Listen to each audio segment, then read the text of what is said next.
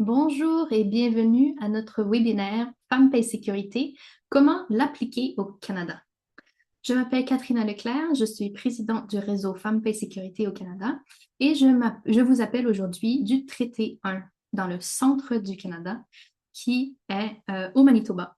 Donc, j'ai vraiment le plaisir de vous accueillir à notre webinaire au nom du réseau Femmes, Paix, Sécurité de la société civile et de notre partenaire, notre co-conspirateur de réseau de recherche Femmes, Paix, Sécurité. Cette collaboration entre nos deux réseaux est une des premières, en fait, pour démontrer qu'est-ce que les Canadiennes et les Canadiens font dans la mise en œuvre, mais aussi dans la recherche, dans la pratique et dans le plaidoyer pour faire avancer le programme onusien de l'agenda Femmes, Paix et Sécurité. Hier, nous avons eu un webinaire également sur cette même thématique en anglais. Donc aujourd'hui, nous allons nous dérouler nous allons avoir ce webinaire en français, se dérouler en français entièrement dans la francophonie canadienne, mais aussi la francophonie internationale. On vous invite et on vous accueille. But if you are hoping to have this intervention or this webinar and tuning in English, please note that the webinar in English on this same theme occurred yesterday on March 24th and is available on our website. Donc, sans plus tarder, nous allons sous-titrer la séance d'aujourd'hui pour nos collègues qui préfèrent lire les interventions en même temps et nous enregistrons afin de pouvoir rendre disponible notre conversation à un plus grand public sur le site de notre réseau Femmes, Paix, Sécurité. Donc, j'ai vraiment le plaisir de vous présenter aujourd'hui cette séance au nom de nos deux réseaux. Et pour débuter, j'aimerais présenter notre première intervenante qui va nous faire un mot d'ouverture. Donc, c'est vraiment un plaisir pour moi d'accueillir Emma Donin, qui est doctorante en sciences politiques à l'Université de Montréal, où elle mène des recherches sur le genre, la militarisation et les armes algorithmiques en s'appuyant sur une solide expérience de mobilisation des connaissances auprès de publics gouvernementaux et non académiques. Donc, merci Emma d'être avec nous et à toi la parole. Merci beaucoup, Katrina. Tout d'abord, merci pour l'invitation. Merci au réseau de recherche, puis au réseau Femmes, Paix, Sécurité de la société civile. Merci, Katrina. Merci, Monique. Merci, Rebecca, pour l'invitation et pour l'organisation. Je suis très heureuse d'ouvrir la séance aujourd'hui, notamment parce que j'ai eu la chance d'être la coordinatrice de recherche pour le réseau de recherche Femmes, Paix et Sécurité, il y a maintenant plus de 2 ans avant de commencer mon doctorat, au moment où le réseau était encore à l'université McGill. Et j'ai eu donc l'opportunité de dialoguer et avec le monde de la recherche et la société civile et le gouvernement canadien, donc autant à Affaires mondiales Canada qu'au département de la Défense. Et je suis vraiment d'autant plus heureuse de voir qu'il y a une collaboration d'autant plus prononcée aujourd'hui entre le réseau de la société civile et les réseaux de recherche, parce que je suis convaincue de la nécessité de ce type de partenariat, notamment parce que la société civile a été un des leaders euh, dans l'avènement du programme Femmes, Paix et Sécurité au Canada et ailleurs, puis dans l'avènement aussi de la promotion des droits des femmes d'un point de vue international, que ce soit à l'ONU, puis d'un point de vue beaucoup plus local. Euh, J'aimerais notamment souligner le leadership du réseau de la société civile, notamment dans son implication avec la rédaction et la préparation des plans d'action nationaux au Canada. En tant que chercheuse, puis aussi en tant que personne vraiment impliquée dans cette sphère-là, je suis toujours ravie de pouvoir lire leur rapport et de voir qu'il y a une collaboration accrue qui est toujours en place avec le gouvernement du Canada, puis qui, j'espère, va pouvoir se poursuivre. Similairement, le réseau de recherche FMP et sécurité, déjà lorsqu'il était à McGill et maintenant à Queen's University, a permis de faire des événements et des collaborations vraiment impressionnantes, de soutenir la recherche auprès de jeunes étudiantes, mais également des chercheuses de la relève, également des chercheuses dans le Sud global. Donc, je souhaite vraiment souligner le rôle que ces deux organisations ont au Canada, mais également ailleurs, dans la promotion de l'agenda Femmes, Paix et Sécurité. J'insistais un peu plus tôt sur la nécessité de poursuivre cette collaboration, notamment parce que on est dans un contexte plutôt difficile en ce moment, que ce soit au Canada, mais aussi au Sud, aux États-Unis, par rapport à l'agenda Femmes, Paix et Sécurité. Il y a encore quelques jours, les États-Unis se sont montrés très réticents à l'idée de la notion de genre à l'ONU. Et je pense que c'est d'autant plus de raisons de continuer ce type de partenariat et de collaboration de façon beaucoup plus soutenue pour montrer un front uni. Notamment, on fait face à une recrudescence de la violence genrée et sexuelle. Euh, je parlais tantôt déjà du backlash par rapport au genre, à la notion simple de genre qui est autant mobilisée dans la recherche que aussi dans les milieux activistes et beaucoup de désinformations qui circulent à ce sujet. Euh, on fait face à de nombreux conflits avec je veux dire, je pense à l'Ukraine, je pense à Gaza, je pense actuellement à l'Iran, à Gaza, je pense au Soudan, où on voit d'autant plus la nécessité d'incorporer une dimension de genre dans la résolution du conflit. Je pense aux médiatrices pour les processus de paix qui ont été plutôt exclues, on peut le dire, des négociations de paix les plus récentes. Et la nécessité, finalement, en temps de crise, de se rapprocher et de continuer les collaborations. Du point de vue de la recherche, on fait face aussi à une recrudescence d'anti-intellectualisme. Et pour moi, il est d'autant plus nécessaire de faire valoir la recherche dans le milieu académique, puis de bridge the gap, comme on dit en anglais, entre des audiences plus académiques, puis des audiences peut-être nécessairement familière avec un langage parfois qui peut être un peu plus difficile, un peu plus expert, qui peut être un peu inapprochable. Et je sais qu'en tant que coordinatrice, c'était vraiment un travail qu'on faisait, c'était de vulgariser le plus possible la recherche. Puis ça, on a pu le faire aussi avec le soutien de la société civile.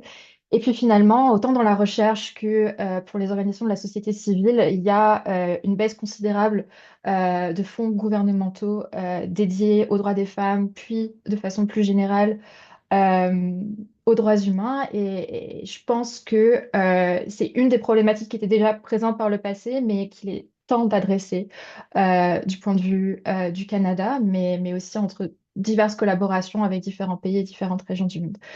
Donc, encore une fois, merci beaucoup pour l'invitation. J'ai vraiment hâte d'écouter le panel. Et puis, j'aimerais terminer avec une note d'espoir. Et pour moi, c'est simplement le simple fait qu'on puisse avoir ce type de discussion en collaboration aujourd'hui. Pour moi, ça montre que l'agenda Femmes, Paix et Sécurité est là pour rester et nos collaborations également. Merci beaucoup. Absolument. Merci beaucoup, Emma. Merci aussi pour ce dernier propos qui nous apporte aussi plus dans l'aspect positif de ce qui nous apporte, qu'est-ce que l'agenda Femmes, Paix et Sécurité en fait nous apporte.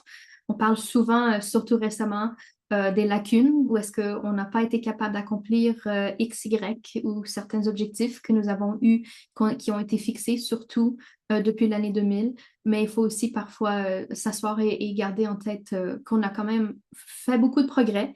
Il y a quand même eu beaucoup de changements au niveau du terrain, au niveau de la société civile. Nous, on le voit, malgré qu'on continue et on ne lâche pas prise et qu'on n'est pas satisfait par le recul qu'on maintenant on est en train de voir et témoigner malheureusement. Donc, pour continuer, collègues, nous allons avoir une petite présentation par moi-même de ce que l'agenda Femmes, Paix et Sécurité. On est reconnaissante que vous soyez avec nous, un cher public, parce qu'on sait que justement, certains et certaines d'entre vous qui sont dans l'audience sont peut-être moins familiers avec l'agenda Femmes, Paix et Sécurité. Et c'est justement une des raisons pour lesquelles on a choisi cette collaboration de webinaire afin de pouvoir partager un peu plus l'histoire qui est venue, qui a mené à la création de cet agenda. Et ensuite, avec le panel qui suivra, contextualiser davantage comment est-ce que nous, au niveau soit société civile ou soit au niveau de la recherche, on contextualise davantage et on travaille dans cet agenda, comment on l'utilise comme cadre théorique, mais aussi comme cadre normatif et moral et éthique pour le travail que nous entamons. Donc, Monique, si on peut commencer avec la présentation, s'il te plaît. Merci beaucoup. Donc, avant de vraiment se pencher dans le vif de la question, qu'est-ce que l'agenda Femmes, Paix et Sécurité, il faut penser un peu à l'histoire qui vient avant. Évidemment, les choses ne sortent pas de nulle part, ils n'apparaissent pas dans le vide. Et l'agenda Femmes, Paix et Sécurité non plus. En fait, l'agenda Femmes, Paix et Sécurité vient d'une histoire de revendication, de collaboration, de stratégie féministe au cours de l'histoire onusienne. Et je veux vraiment mettre l'accent en ce moment sur la 4e conférence mondiale sur les droits des femmes. Donc, la quatrième conférence mondiale qui était en Chine, à Beijing, à Pékin, en 1995, fut un moment catalyseur, un moment opportun pour que la société civile, les académiciennes et celles qui plaidoyaient pour le droit des femmes puissent se recueillir dans les milles et des milles de ces femmes qui se sont déplacées en Chine en 1995 pour justement assister et collaborer et coordonner un plaidoyer féministe pour que les États membres qui étaient présents, évidemment, les États membres, donc les gouvernements des Nations Unies qui étaient présents, puissent développer un document et se mettre d'accord essentiellement sur un langage d'engagement et faire en sorte que justement, qu'est-ce qui ressortirait de cette conférence ne serait pas que des jolis mots sur du papier. Et c'est là où est-ce qu'on a vu la déclaration et le programme d'action de Pékin. Euh, c'est aussi le moment, et on dit catalyseur, parce que c'est le moment où est-ce que la société civile a commencé, avec certains alliés au niveau du monde académique, à se pencher sur la question de comment est-ce qu'on pourrait influencer les institutions en tant que telles onusiennes. Donc, on avait déjà la Convention sur l'élimination de toute forme de discrimination à l'égard des femmes à l'époque, qui a été élaborée en 1969. On avait la Commission de la condition de la femme qui se recueille annuellement aux Nations Unies depuis les débuts de la création de l'institution de gouvernance mondiale des Nations Unies, mais on n'avait pas une plateforme spécifique ou une reconnaissance spécifique des réalités des femmes qui vivaient des injustices et aussi qui vivaient une différente perspective de la réalité des conflits. Et donc, c'est là où est-ce on s'est penché sur la question du Conseil de sécurité des Nations Unies. Et à l'époque, le Conseil de sécurité des Nations Unies regardait les thématiques de maintien de la paix, évidemment. C'est le mandat de ce Conseil de sécurité. Et encore aujourd'hui, plus de 80 ans plus tard, c'est encore le mandat du Conseil de sécurité de maintenir la paix et la sécurité. Monique, si on pourrait changer la diapo. Merci. Et donc, si on se dit que la thématique du Conseil de sécurité est de maintenir la paix et la sécurité internationale, c'est le but ultime de cet organe, un de ces 6 organes des Nations Unies, il faut qu'on regarde comment est-ce qu'on actualise ce mandat. Donc, les membres du Conseil de sécurité ont 2 façons primaires de pouvoir actualiser leur mandat ou de mettre en pratique leur mandat de maintenir la paix et la sécurité. Maintenant, aujourd'hui, je ne suis pas en train, en fait, dans cette présentation, je ne questionne pas s'ils sont en train de faire ceci de façon efficace. Je vous explique tout simplement le processus dans lequel ces résolutions ou ces décisions sont prises. C'est vraiment le panel tout à l'heure qui va nous parler de l'efficacité, disons, de ces décisions. Et je suis certaine que mes collègues auront des commentaires à faire à cet égard.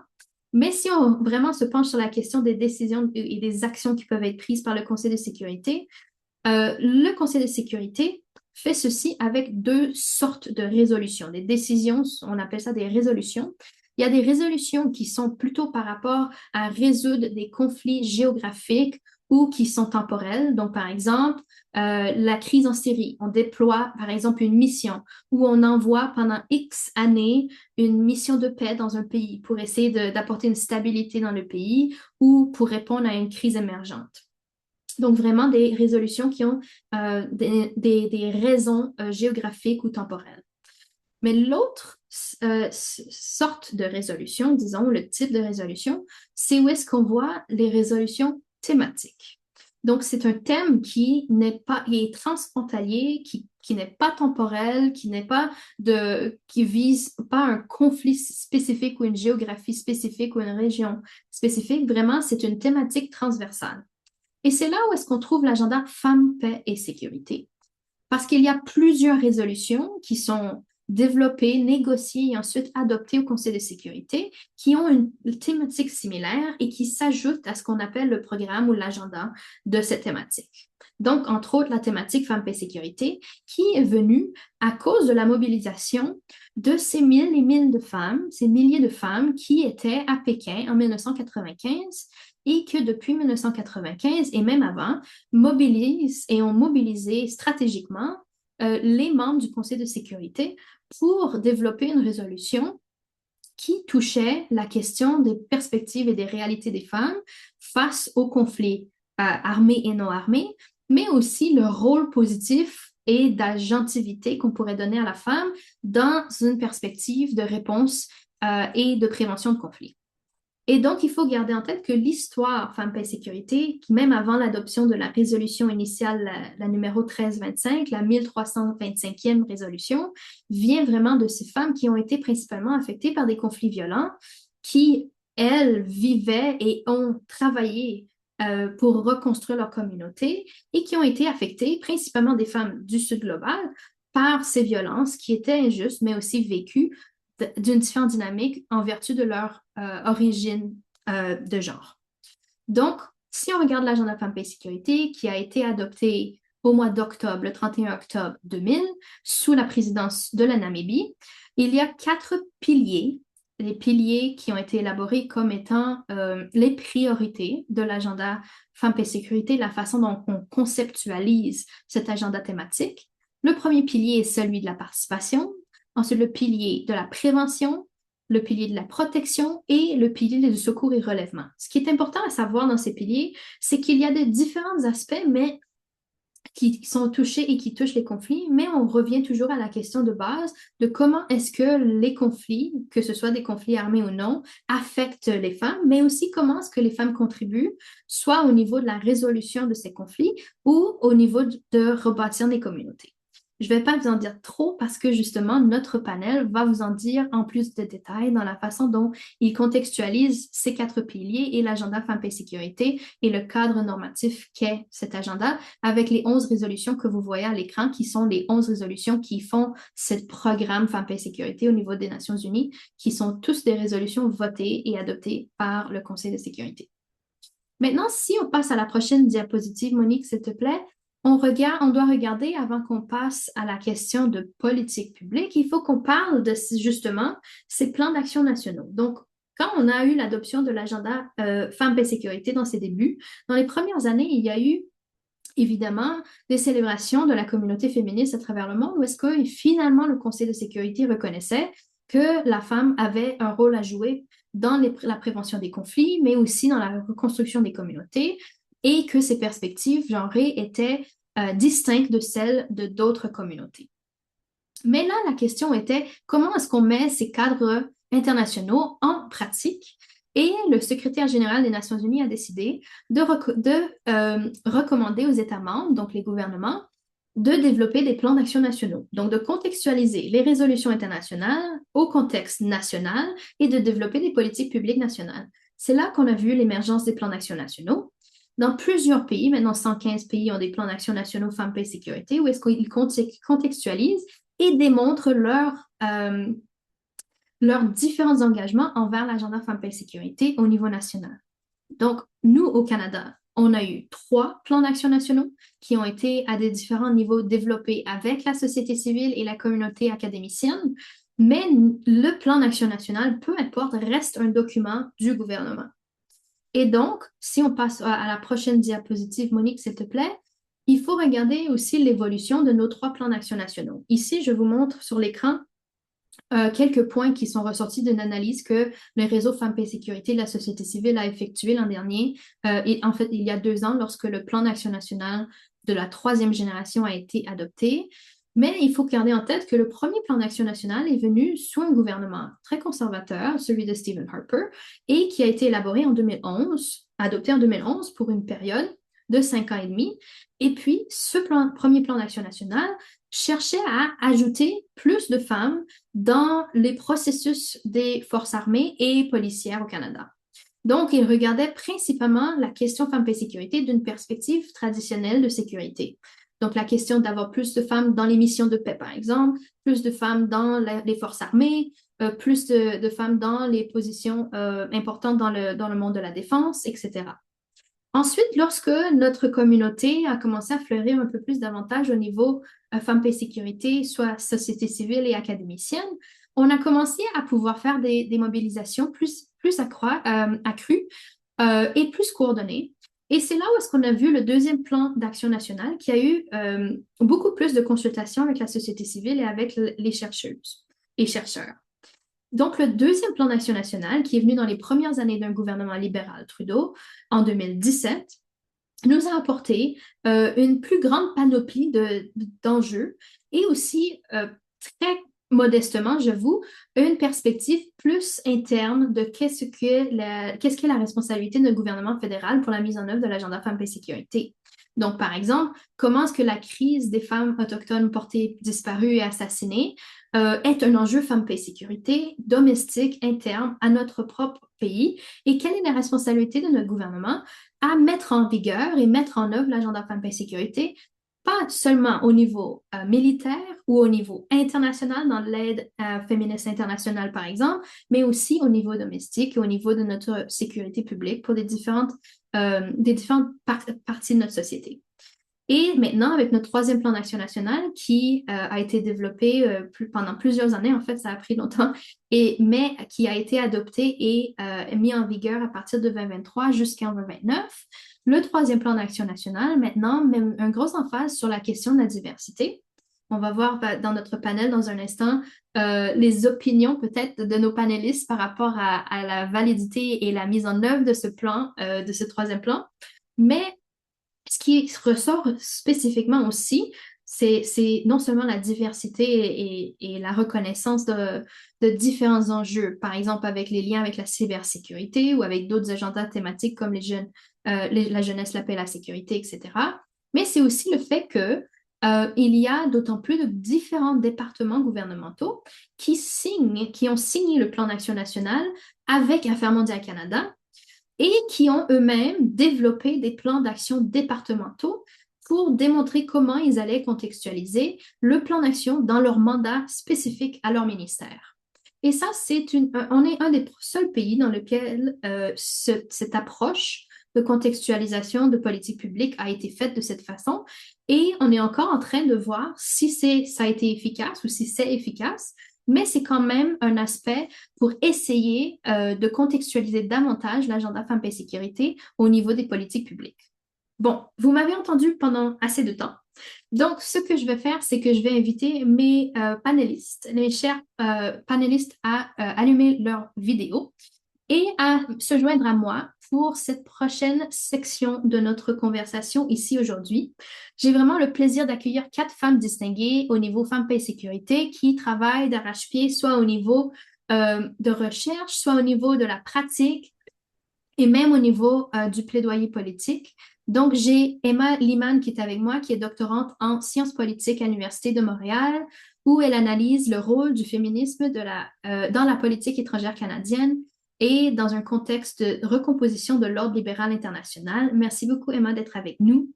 J'ai aussi Danielle Camtier, qui est nouvellement membre du comité de direction de notre réseau Femmes et Sécurité de la société civile. Danielle est une professionnelle du développement international spécialisée dans la gouvernance mondiale de la jeunesse, œuvrant à l'intersection de la justice climatique, de l'égalité du genre et de l'inclusion des jeunes. Donc, Danielle, je suis heureuse que tu sois aussi avec nous. J'ai la nouvellement docteur, peut-être qu'on ne peut pas dire que c'est si nouveau, ça, je pense que ça fait quasiment un an. Donc, nouvellement docteur Bénédicte Santoire, aussi membre du réseau de la société civile et réseau de recherche, qui est chercheuse et consultante indépendante spécialisée dans le genre et la consolidation de la paix, avec une expertise approfondie issue de travaux de terrain en Europe de l'Est et dans le Caucase. Merci Bénédicte d'être avec nous.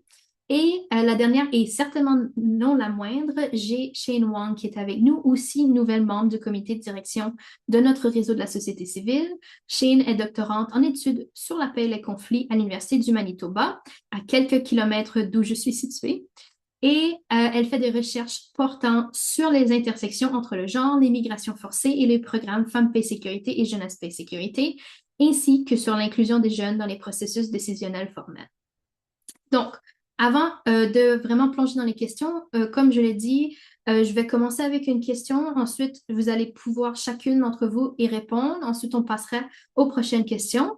J'encourage ceux et celles qui sont avec nous dans le public. Si vous avez des commentaires, des questions que vous aimeriez poser pour le panel, s'il vous plaît, utilisez le clavardage ou la fonction Q&A. Il nous fera plaisir d'intégrer vos questions et vos réflexions aussi dans les discussions avec nos panélistes.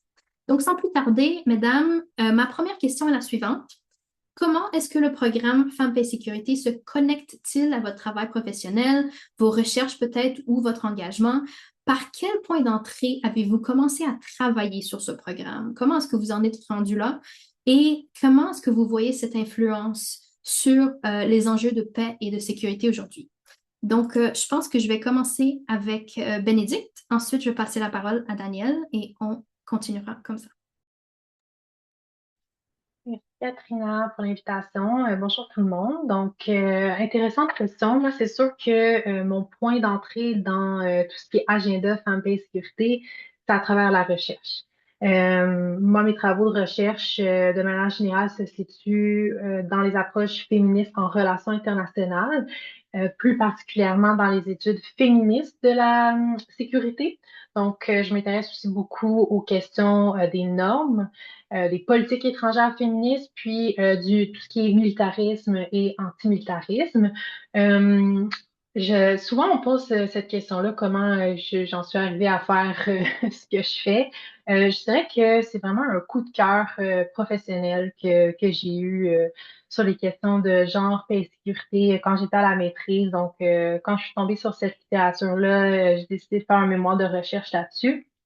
Puis ma thèse de doctorat que j'ai soutenue il y a déjà plus qu'un an, Katrina, euh, portait sur donc la mise en œuvre de l'agenda Femmes, Paix et Sécurité dans 4 pays de l'espace post-soviétique. Donc, comment les actrices qui travaillent autour de l'agenda Femmes, Paix et Sécurité dans 4 pays en conflit, donc l'Ukraine, la Moldavie, la Géorgie, puis l'Arménie, comment elles comprennent ces normes-là autour de l'agenda Femmes, Paix et Sécurité, comment elles s'organisent autour de ça, comment elles naviguent à travers la mise en œuvre de leur plan d'action nationale dans ces pays-là.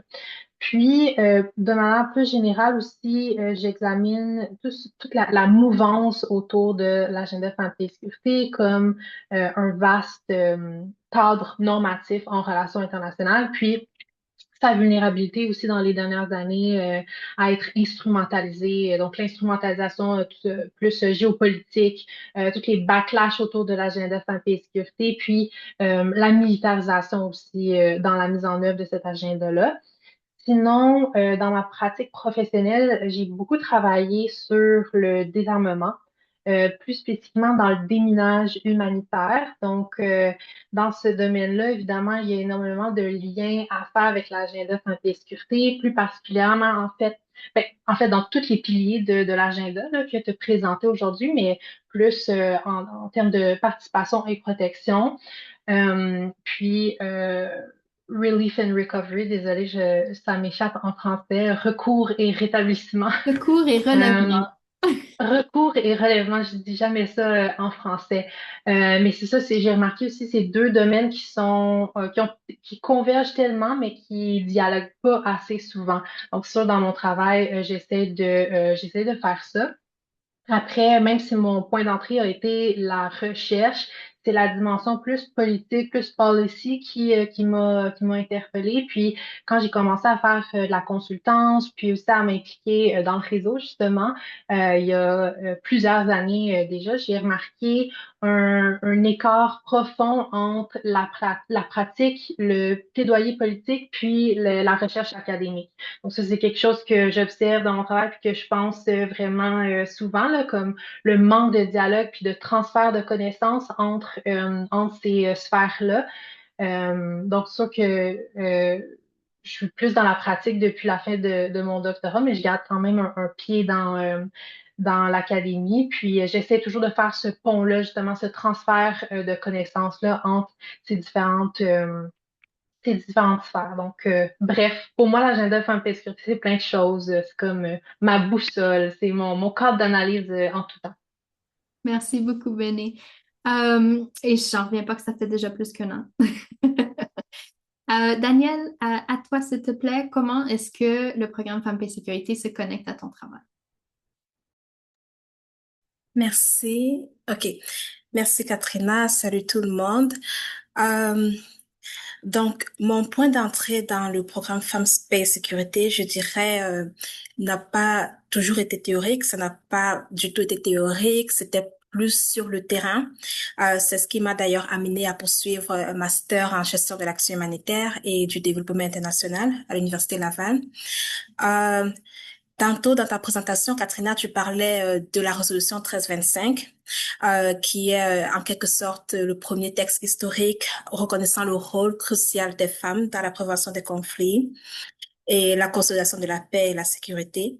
Donc, avant de comprendre cette résolution-là, je travaillais déjà avec des communautés, surtout en Afrique subsaharienne, d'où je suis originaire, et où les femmes et les jeunes aussi, en particulier, portaient simultanément le poids des conflits, de l'insécurité climatique et de l'exclusion dans le processus décisionnel. Donc, c'est tout ça qui m'a conduite à comprendre et à m'informer sur le programme Femmes, Paix et Sécurité, qui est interconnecté. Et qui m'a aussi amené à travailler avec Kairos Canada, où je coordonne des programmes dans cette thématique-là. Donc aujourd'hui, le programme Femmes, Paix et Sécurité fait partie de mon travail avec Kairos et je coordonne les partenariats pour l'Afrique. Et je coordonne notamment le Women Peace Builders, Addressing the Nexus of Climate Conflict and Gender, donc les femmes bâtisseuses de paix au carrefour du conflit du genre et du climat. Et c'est un programme qui est mis en œuvre en République démocratique du Congo et au Soudan du Sud. Et à travers le programme, en fait, on rejoint plus de 36 000 femmes à travers plusieurs soins psychosociaux, de l'aide juridique, la formation au plaidoyer et à l'action, dans le but de construire des sociétés plus inclusives. Donc, on travaille avec ces femmes et cela m'a appris en fait que l'agenda Femmes, Paix et Sécurité ne peut pas être mis en œuvre de façon fragmentée parce que c'est comme un agenda qui réunit plusieurs choses ensemble et qui ont des enjeux bien réels dans la vie des femmes que nous accompagnons et qui sont victimes de ces enjeux-là. Même si souvent les cadres constitutionnels, le gouvernement continue de les financer, il y a quand même souvent des analyses qui se font en silo, le travail qui se fait en silo, like silo, séparé, comme on arrive souvent à séparer ces différentes thématiques, ce qui ne devrait pas être le cas. Donc, c'est cette relation-là entre le programme Femmes, Paix et Sécurité, et le fait que et ce que les communautés vivent réellement sur le plan local qui continue d'orienter mon engagement, que ce soit dans les programmes sur le terrain, dans les espaces de plaidoyer fédéral, comme ici avec la semaine du développement international par exemple, ou alors le lobbying avec le gouvernement. Au sein même du réseau Femmes, Paix et Sécurité, ici, notre beau réseau au Canada, en tant que membre du comité exécutif. Donc, ce n'est pas un cadre politique seulement, c'est une boussole, c'est quelque chose de pratique, c'est quelque chose qui est réel. Et c'est un peu ça qui guide mon travail dans ce domaine-là. Merci. Merci beaucoup, Daniel. Emma, je te vois hocher la tête. Peut-être que je peux passer à toi la parole. Comment est-ce que le travail que tu effectues se lie directement à l'agenda Femmes, Paix et Sécurité? Oui, merci beaucoup pour l'invitation, c'est un plaisir d'être là. Euh, je regarde ce programme un peu plus de l'extérieur, dans le sens où ma thèse porte sur l'ensemble des politiques féministes ou sensibles aux féministes qui sont portées par le Canada. Et ce que j'essaie de regarder un peu, c'est la décennie, je pense qu'on en est sorti malheureusement, mais bon, peut-être à nuancer, mais la décennie féministe dans laquelle on se trouve entre 2015 et 2025, j'essaie de comprendre un peu la portée du phénomène, comprendre comment est-ce que ces idées sont arrivées, pourquoi elles ont autant explosé à ce moment-là, mais surtout pourquoi est-ce qu'elles se sont institutionnalisées de façon aussi différente à travers les différentes branches de la pratique de la politique étrangère canadienne. Donc, je fais plus une comparaison entre les domaines d'aide et du développement, du commerce international et de la paix et de la sécurité. Et c'est là que je regarde tout ce qui est lié à cet agenda-là, mais disons que je le regarde plus dans une perspective institutionnelle. En revanche, évidemment, je suis tout à fait une fan des théories féministes. Puis j'avoue que, je pense comme beaucoup d'étudiants et étudiantes au doctorat, j'ai pas commencé ma thèse sur ce sujet, mais c'est le fait de me trouver à l'Université de Montréal avec des personnes qui sont des forces, qui sont des grandes puissances en termes de pensée féministe, c'est le fait de me trouver dans cet espace-là. Je pense à ma directrice, évidemment, Marie-Joëlle Zahar, mais aussi Laurence Deschamps-Laporte, avec qui j'ai la chance de travailler, qui m'ont poussée à regarder ces sujets-là. Parce que, mais je pense que le milieu de recherche, le milieu académique féministe canadien est unique en ce sens-là. C'est un espace vraiment dans lequel j'apprécie énormément évoluer, travailler, apprendre. Et c'est pour ces raisons-là que j'ai voulu travailler sur la politique étrangère féministe canadienne. Comment ça a influencé ma façon de penser à la sécurité? Plus je regarde ce que le Canada a fait, évidemment, on connaît toutes les critiques de ces programmes-là, puis je pense qu'on pourra rentrer dans le détail là-dessus, mais plus je regarde un peu ce qu'ont réussi à accomplir les activistes dans le domaine de la paix et de la sécurité, plus je suis en admiration. Parce que je pense que quand on prend, je pensais à ça plus tôt, quand on pense à l'État en sciences politiques, puis à ce qu'est un État, quand on regarde un peu plus les théories féministes du développement de l'État moderne, occidental, on sait qu'il s'agit d'une structure profondément violente, qui exclut du monde, qui a longtemps exclu les femmes de l'espace politique, les personnes racisées, les personnes autochtones. Et à cet égard-là, le rôle d'une résolution comme la résolution 1325, le rôle des communautés qui existent autour de cette résolution est, je pense, exceptionnel. Et je pense qu'il faut qu'on prenne le temps de reconnaître un peu l'exception que constituent ces politiques-là. Puis je lisais un texte de Carol Cohn en ce moment, ce matin, qui avait été écrit en 2004, puis elle utilisait ce mot-là aussi, d'exception. Puis quand on compare avec d'autres espaces en politique étrangère, je pense notamment à celui du commerce international, les avancées qui ont pu être faites dans le domaine de la sécurité, je pense, sont, ouais, encore une fois, j'utilise le mot exceptionnel, puis je pense qu'on a beaucoup à apprendre de ces programmes-là et on a beaucoup à diffuser. Il y a beaucoup d'idées à diffuser dans ces pratiques-là. Donc, ouais. Merci beaucoup, Emma, pour ce partage et ces réflexions. Shane, je t'invite à prendre la parole. Comment est-ce que le programme Femmes, Paix et Sécurité se connecte à ton travail? Merci, Katrina. Et ces questions, ça vraiment m'a forcé à faire des réflexions sur la dernière décennie de ma vie. Et j'ai commencé et mon introduction, mon point d'entrée avec cet agenda, c'était vraiment par hasard. C'était un accident. Et c'est parce que à ce temps, j'ai commencé à travailler dans les liés à l'égalité du genre et j'ai aussi commencé à m'intéresser aux migrations forcées. Et j'ai vu tellement d'intersections avec l'agenda FPS. Puis maintenant, je suis une chercheuse, puis une praticienne, et jamais je peux séparer les deux. L'un influence toujours les autres. Et maintenant, je travaille avec le genre migration forcée, puis les deux agendas, paix et sécurité, donc l'FPS, puis la jeunesse paix et sécurité au Canada et au Asie du Sud-Est. Mais c'est tellement intéressant de travailler dans deux contextes tellement différents. Euh, donc, parce que je travaille dans deux différentes réalités, comment on comprend les agendas sont différents.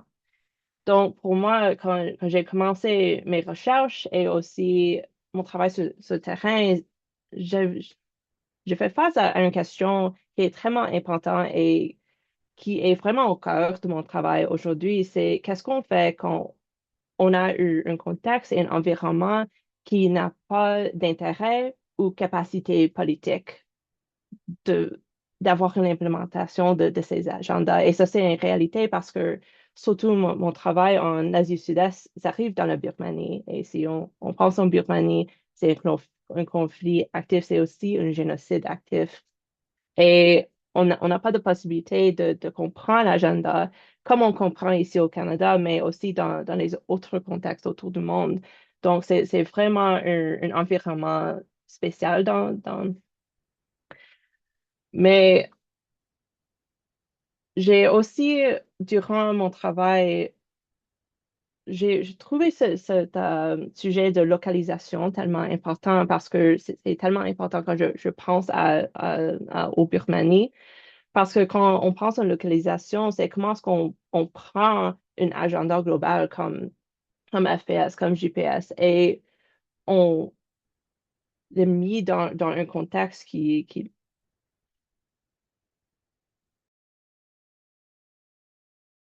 Je m'excuse, j'ai un peu un faux mot aujourd'hui. Et comment est-ce qu'on peut l'adapter et localisé dans un certain contexte spécifique. Et j'observe tout cela tout particulièrement dans le cadre de ma recherche doctorale où j'étudie comment les femmes Rohingyas construisent la paix et la résilience au sein de leur communauté et sans remettre en question les idées traditionnelles de paix et sécurité par l'introduction de méthodes et de ressources disponibles et adaptées à leur réalité de vie. Donc, c'était tellement intéressant pour moi à penser comment j'ai commencé avec cet agenda parce que, encore, c'était vraiment un accident, mais c'est devenu durant la dernière décennie, c'est vraiment au cœur de qu'est-ce que je fais comme une chercheuse et aussi comme une praticienne. Merci beaucoup, Shane. Souvent, on dirait que on décrit l'agenda Femmes, Paix et Sécurité comme quelque chose, comme un grand bain où est-ce qu'on tombe dedans et on peut pas s'en ressortir, mais en même temps, on se noie de cette perspective de façon heureuse. Euh, bon, la deuxième question, et je vais vous demander de garder vos réponses à peu près 3 minutes pour respecter le temps et pour que chacune d'entre vous puissiez nous partager vos perspectives. C'est selon vous, comment est-ce que le Canada fait pour progresser le programme Femmes, Paix et Sécurité au niveau de la pratique? Où observez-vous des avancées importantes ou à l'inverse? Quels sont certains principaux défis ou lacunes que vous avez observés dans la mise en œuvre du programme du Canada? Et vraiment que ce soit au niveau de la politique publique ou des politiques publiques, de la recherche ou de l'action de la société civile, comment est-ce qu'on pourrait répondre à ces besoins? Donc, peut-être que je vais commencer avec Daniel. Ensuite, je vais passer la parole à Emma. Ensuite, Shane et on va finir avec Benny. Daniel, à toi. Merci, Katrina. Euh, Très bonne question. Moi, je dirais que le Canada a déjà d'abord construit une très bonne réputation en ce qui concerne le programme Femmes, Paix et Sécurité. Donc, on sait qu'on a l'aide internationale et l'action humanitaire, la politique d'aide internationale féministe aussi, les engagements à titre du plan d'action national sur les femmes, la paix et la sécurité, et le soutien d'ailleurs à des organisations telles que le réseau Femmes, Paix et Sécurité du Canada. Tout cela représente, je dirais, un investissement réel. D'ailleurs, même les projets qu'on a, dont je parlais au Soudan du Sud et au Congo, c'est supporté par le gouvernement du Canada. Donc, c'est déjà quelque chose qui est bien. Mais il faut avouer qu'il y a quand même des écarts persistants, que ce soit entre l'engagement politique et la mise en œuvre de façon concrète. Donc, je dirais qu'il y a deux lacunes. Je vais commencer avec la première, qui est le financement des organisations sur le terrain, dans les organisations de base dirigées par les femmes dans les pays affectés par par ces trois liens. Donc, c'est souvent difficile pour les gens dans ces contextes fragiles, les organisations qui font du travail sur le plan local, d'avoir accès à des budgets parce que les budgets sont plus restreints, le financement passe souvent par des intermédiaires institutionnels, ce qui dilue souvent les ressources et ce qui fait que les petites organisations n'arrivent pas à absorber cette différence-là. Donc, il faudrait vraiment qu'on revoie peut-être cela, le processus de financement.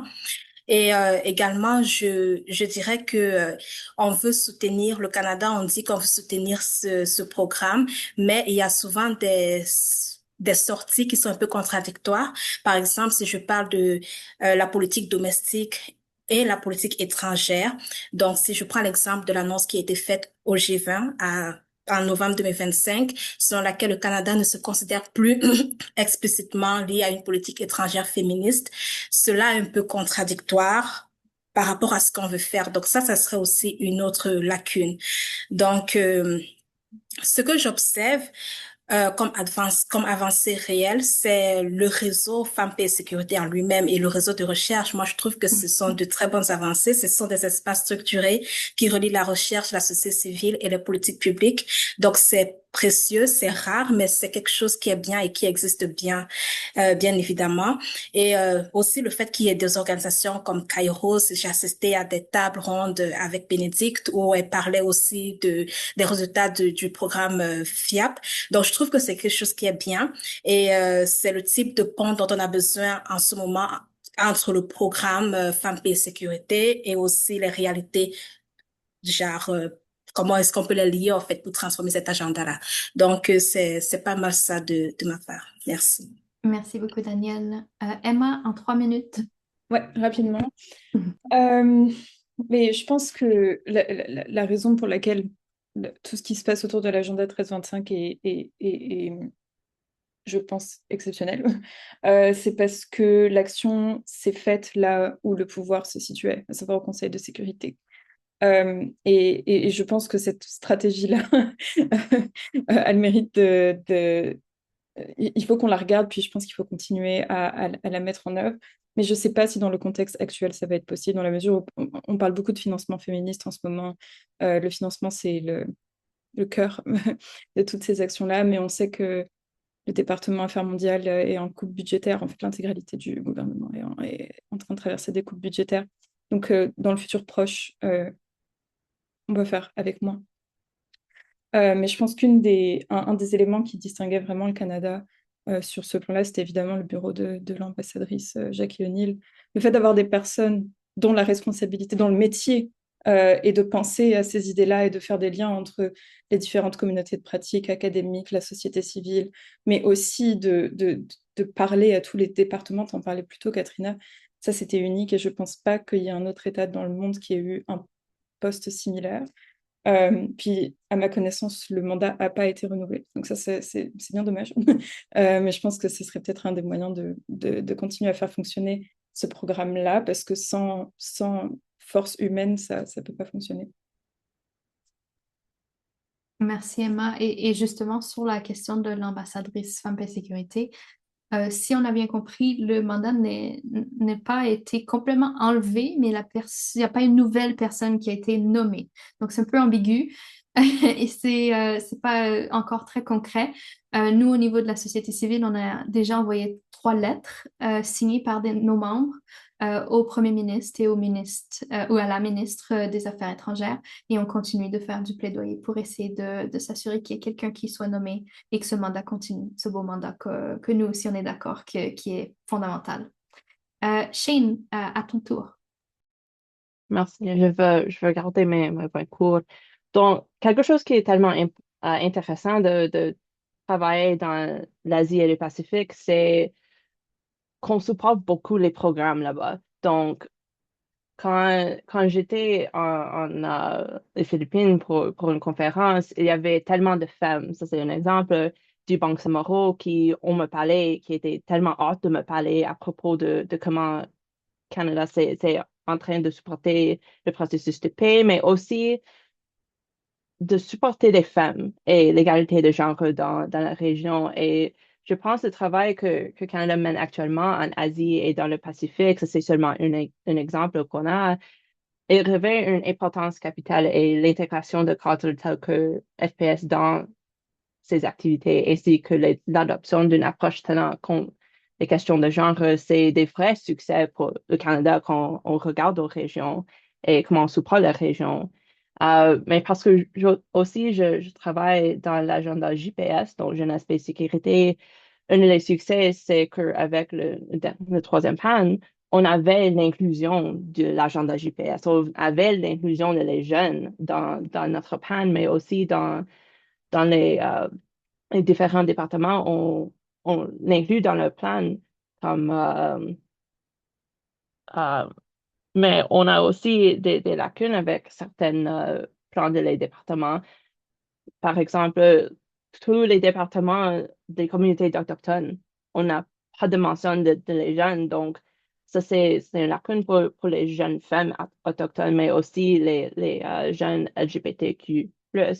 Et aussi, on voit dans le département de justice, on a aussi des lacunes. Donc, si c'est quelque chose pour qu'on surveille dans le futur, c'est comment on peut adresser ces lacunes dans nos départements.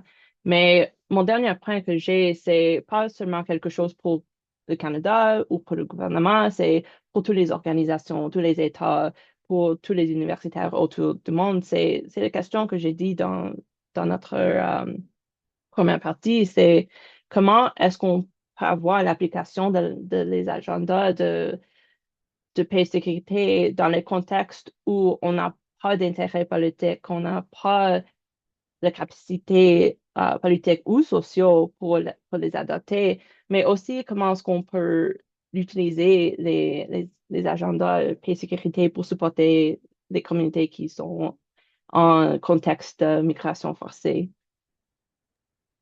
Absolument. Merci beaucoup, Shane, pour cet ajout et toujours une perspective euh, qui est souvent oubliée, franchement, dans les questions d'appropriation de politique publique, parce que justement, si on est en contexte de migration, on n'a pas toujours un gouvernement sur lequel on peut se fier ou est-ce qu'on peut non plus faire de nos mobilisations. Bénédicte, à toi la parole pour mettre fin à notre beau panel aujourd'hui. Oui, merci. Je pense que le cas canadien est intéressant, surtout en ce qui a trait au plan d'action national, puis leur orientation, entre autres. Comme on sait, comme vous le savez, la plupart des plans d'action nationaux dans le Nord global sont utilisés quasi exclusivement comme des outils extérieurs de politique étrangère.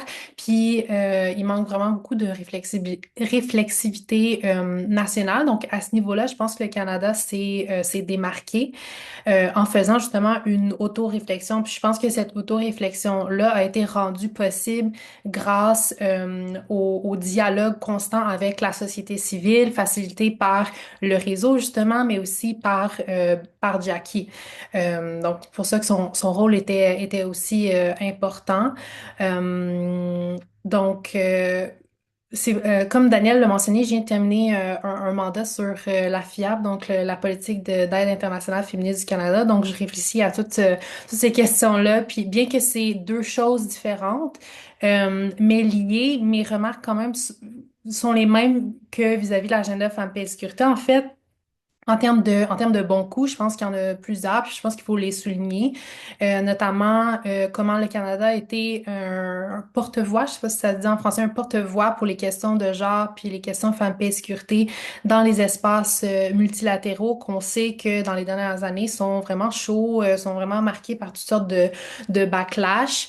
Je pense que le Canada aussi a été vraiment leader dans tout ce qui est allocation des ressources pour les organisations de femmes, puis les organisations féministes sur le terrain, à travers, entre autres, le programme Voix et leadership des femmes, le Fonds égalité aussi, on parle de millions, là, donc c'est pas rien, il faut le souligner, puis le célébrer. Mais évidemment, on est féministe, donc par défaut, on est critique. Il y a tellement de lacunes aussi au niveau canadien. Je pense qu'il faut absolument mentionner le manque de cohérence. Pour moi, l'écart entre ce qui est parfois dit et fait sur le terrain. Donc, on le sait, on les a nommés, on les a critiqués. Le Canada aussi a été à l'écoute. Donc, encore une fois, il faut le souligner. Mais c'est ça, on l'a vu surtout dans les dernières années. Là, il y a eu beaucoup d'incohérences politiques, une mise en œuvre cloisonnée, des tensions aussi entre des programmes féministes, mais aussi d'autres domaines de la politique étrangère, particulièrement le commerce, la défense, la sécurité. Donc tout ça, ça l'a sérieusement misé, je pense, le potentiel transformateur de l'agenda Femmes, Paix et Sécurité. Puis le pont que je vous parlais tout à l'heure entre la pratique, la recherche, moi, ça m'a poussé à être plus pragmatique, je dirais, dans ma démarche professionnelle. Je pense que c'est hyper important, surtout en ce moment, parce qu'on fait face, comme on l'a mentionné, à des problèmes d'envergure. Un gouvernement très désintéressé pour être gentil.